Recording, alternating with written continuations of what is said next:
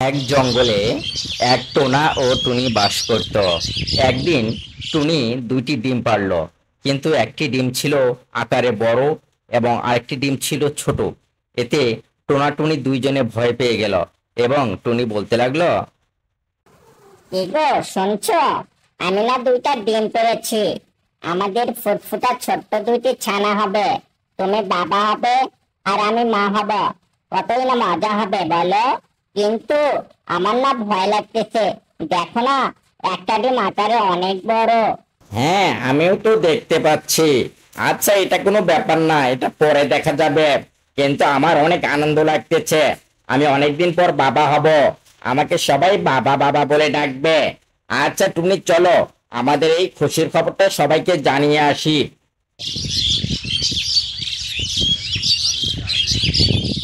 এরপর টোনা টুনি দুইজন মিলে জঙ্গলে ঘুরতে ঘুরতে বনের সব পশু পাখিকে তাদের সুখের খবরটি দিতে লাগলো। সবাইকে তারা বলতে লাগলো তাদের ফুটফুটে দুইটি বাচ্চা হবে এবং সবাইকে অগ্রিম নিমন্ত্রণ জানালো।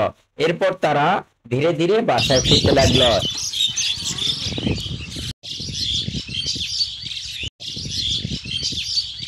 ওগো দেখেছো, আমাদের ডিম ফুটে বাচ্চা বের হয়ে গেছে। এবং একটি বাচ্চা অনেক সুস্থ, আর একটি বাচ্চা আমার কাছে অস্বাভাবিক লাগতেছে। একটি বাচ্চা দুটি মাথা, এরকম অদ্ভুত দেখতে লাগতেছে। আমার খুব ভয় করতেছে। আমাদের এরকম বাচ্চা হলো কেন? তাই তো দেখছি টুনি, এরকম বাচ্চা তো আমি মেনে নেব না। জঙ্গলের সব পশু পাখিরা আমাকে তিরস্কার করবে।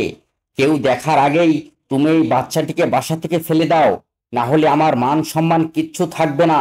সবাই আমাকে কুসংস্কার আর অপয়া বলবে। তাই এই দুই মাথাওয়ালা বাচ্চাকে কেউ দেখে ফেলার আগে তুমি তাড়াতাড়ি বাসা থেকে ফেলে দাও বলছি। না গো, সে যে রকমই দেখতে হোক না কেন, সে তো আমাদেরই বাচ্চা। আমি মা হয়ে কি করে বাচ্চাকে ফেলে দেই বলো? হাজার হলেও আমি তো তাকে জন্ম দিয়েছি। আমার অনেক কষ্ট হবে। আমি এই দুই মাথাওয়ালা বাচ্চাকে ফেলে দিতে চাই না। আমি একে অনেক বড় করব।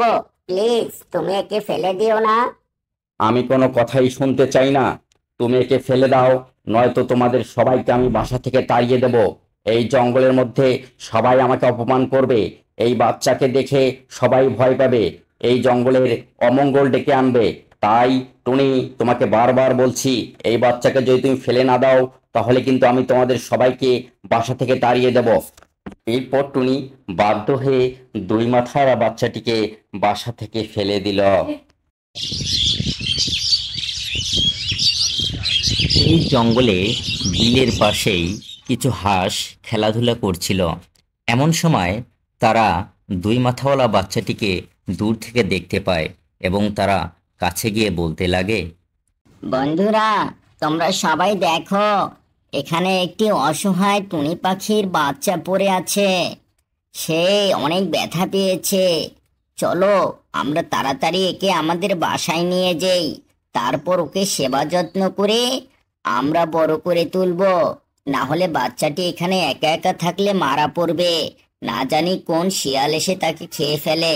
চলো আমরা সবাই মিলে একে নিয়ে যাই। এরপর তারা সবাই টুনি পাখিকে নিয়ে তাদের বাসায় চলে গেল।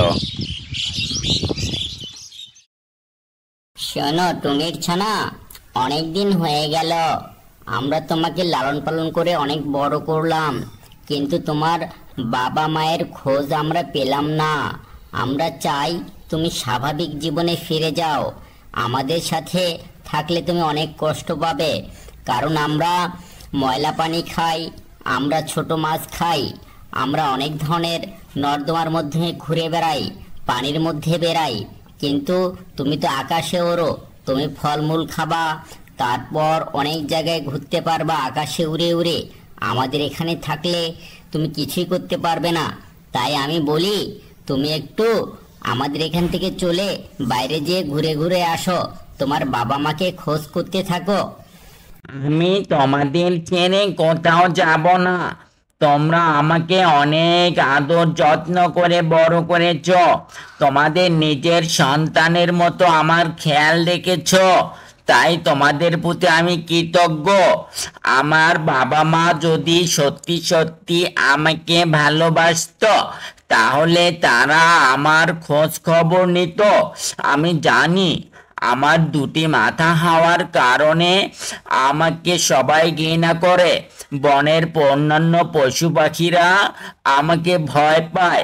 ওরা ভাবে আমি মনে হয় অমঙ্গল, কিন্তু না, আমাকে সৃষ্টিকর্তা যেমন বানিয়েছে এরকমই আমার ভালো লাগে। তাই প্লিজ তোমরা আমাকে দূরে সরে দিও না, আমি তোমাদের সাথেই থাকবো।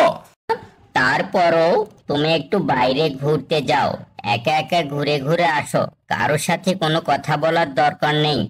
কতদিন আর গুহার মধ্যে বসে বসে থাকবা? একটু ঘোরাফেরা করলে তোমারও অনেক ভালো লাগবে।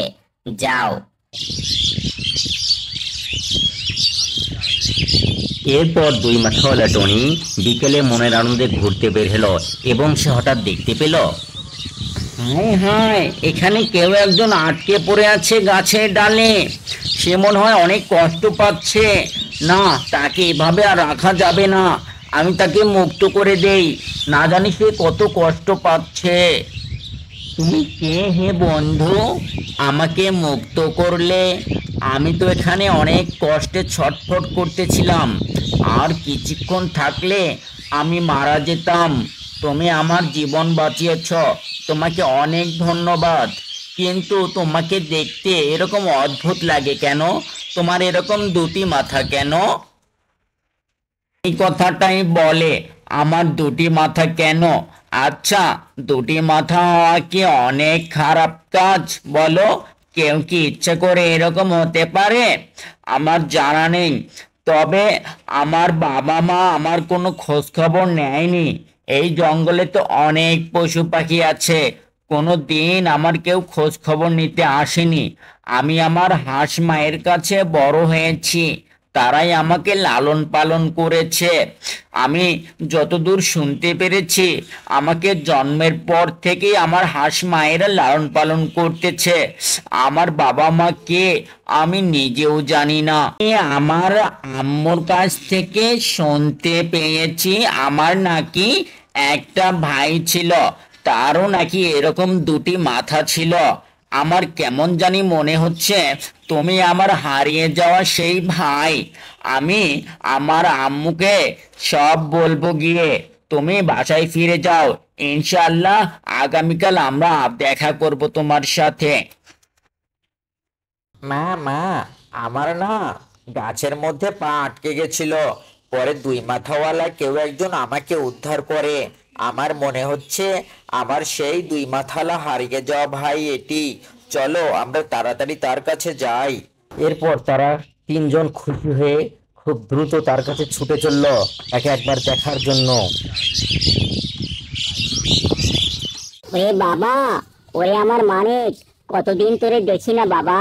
আয় আমার কোলের মধ্যে আয় বাবা, আমরা অনেক ভুল করেছি বাবা, আমাদের তুই মাফ করে দে বাবা।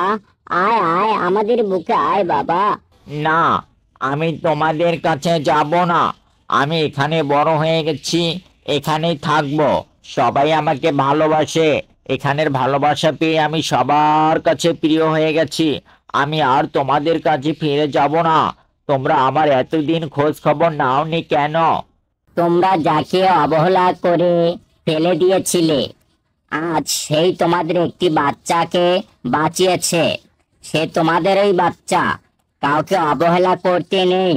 সৃষ্টিকর্তা যাকে যেভাবে সৃষ্টি করে সেভাবেই মেনে নেওয়া উচিত, কাউকে কখনো অমঙ্গল ভাবা উচিত নয়। আর একটি বাচ্চাকে মা বাবা কিভাবে অবহেলা করতে পারে? বাচ্চারা তো অনেক আদরের জিনিস, তাই না? তোমরা অনেক বড় ভুল করেছো। হ্যাঁ, আমাদের অনেক ভুল হয়ে গেছে, আমাদের তোমরা সবাই মাফ করে দাও। সন্তান যেমনই হোক, সন্তান তো সন্তানই হয়। আমাদের আর এ ভুল কোনো দিন হবে না, আর এ ভুল আমরা কাউকে করতেও দেব না। এরপর টোনাটুনি তাদের ভুল বুঝতে পারে এবং ক্ষমা চায়। তারা সবাই মিলে টোনাটুনিকে ক্ষমা করে দেয় এবং দুই মাথাওয়ালা বাচ্চাও তার বাবা মাকে ফিরে পেয়ে অনেক আনন্দ প্রকাশ করে।